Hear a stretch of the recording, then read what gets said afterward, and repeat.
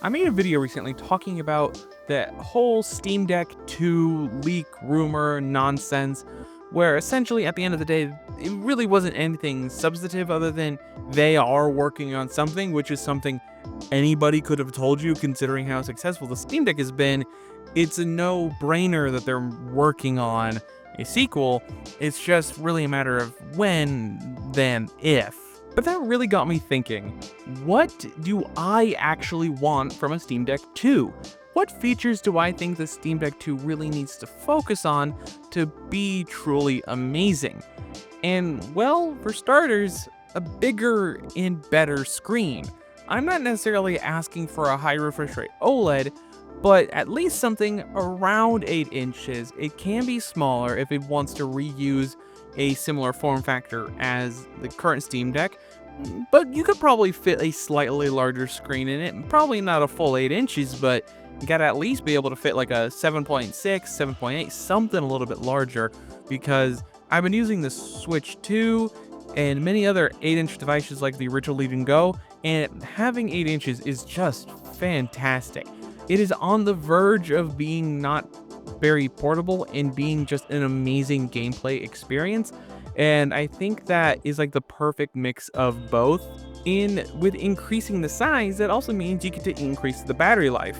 Assuming the Steam Deck keeps the trend of using a customized chipset specifically designed for low wattage gameplay, having a larger screen, having a 90 or 80 watt hour battery would be fantastic and drastically increase the amount of time you can play games. The OLED already has fantastic battery life, but having a significantly larger battery with a, let's say, more efficient screen technology, maybe not necessarily IPS, but could be OLED, could be literally anything else, and it should hopefully run, in terms of power consumption, a little bit better, and that would continue to aid in battery life gains.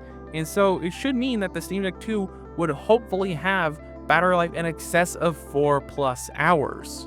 Of course, depending on what game you would play, but ideally that is something that I would love to see in a Steam Deck 2. Larger screen, including a larger battery. Overall ergonomics is something that I'm really mixed on. I love the way the Steam Deck feels, but this might be a bit of a hot take, but I absolutely hate the back buttons, and it's not even like, oh, I specifically hate the Steam Decks. I hate generally all back buttons. I find them distracting, and I just don't like them. I've never been a hyper competitive gamer, so I never really had a great amount of use for back buttons. Even like when I've owned an Xbox Elite controller, I take off the paddles. I don't like them. So for me personally, I would love to see them remove the back buttons, but understanding that that's probably not very likely, at least remove 2 of them so there's only 1 on each side rather than 4, which I feel is a little bit of excessive. I think the analog sticks are perfectly fine. Maybe a more traditional layout, but I'm fine with the way the Steam Deck is currently laid out.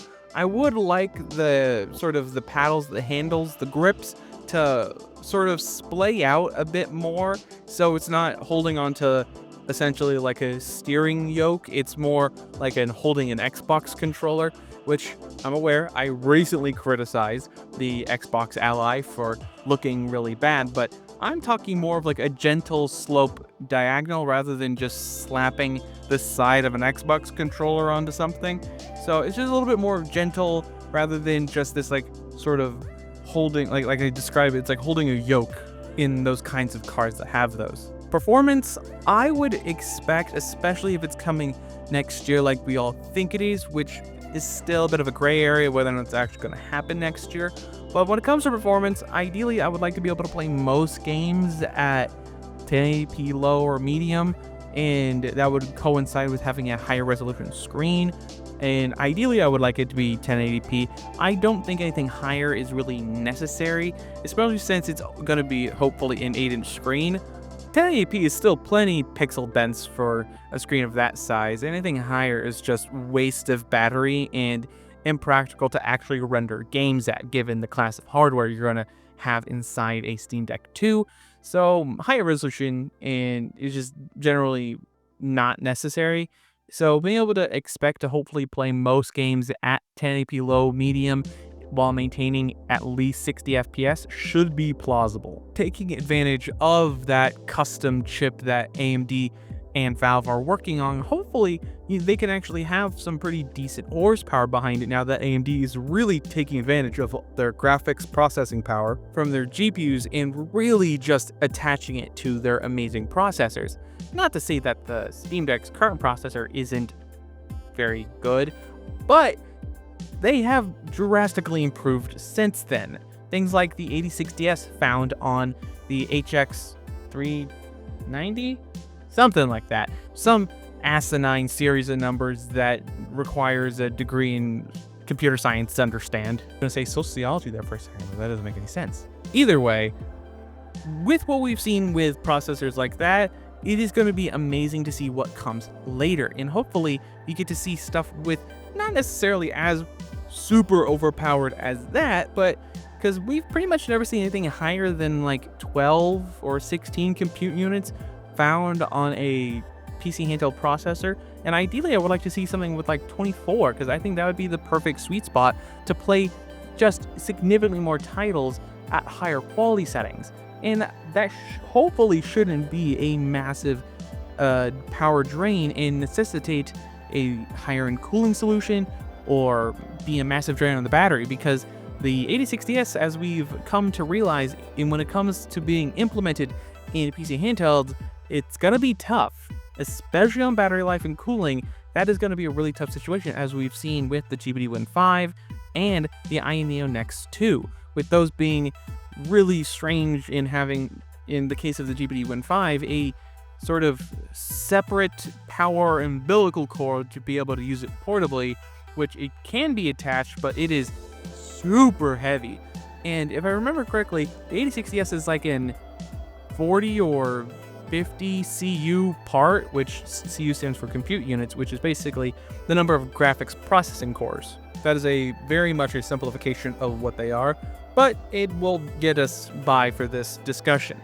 And the most we typically see, like I said before, is around 12 on most PC handhelds. So I think adding an extra 12 to 24 would make a lot of sense for like a more powerful processor. You don't necessarily need the huge roided out power you would get with an 8060S, but something just a little bit more powerful than what we're getting now would go a long way in making it feel like that a generational leap forward.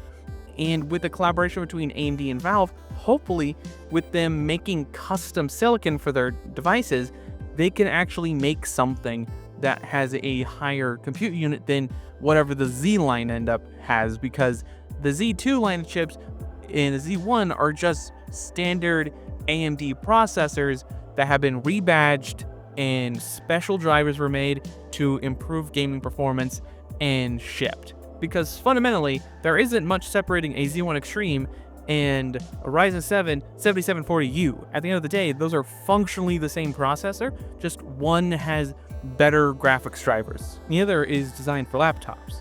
So it doesn't really matter whether or not they have actual hardware or not, because at the end of the day, they're just sort of rebadging and repacking them into different products. And with the Steam Deck, they have a really good opportunity to make something more unique, more specially designed for a PC handheld. Something that was mentioned in a comment in one of my previous videos is that they would love to see an ARM-based one, which I think can be incredibly compelling, especially with NVIDIA making their ARM-based processors, but they're dealing with problems with Windows and stuff. So maybe we could see a future where we can get ARM-based PC handhelds if Windows and NVIDIA and Linux stuff all sort of figures out how to properly do ARM to x86 conversions, which Mac has figured out quite easily, but Windows is a little bit tougher, because I highly doubt you can convince the entire gaming industry to make ports or redevelop their games or recompile them for ARM-based architectures.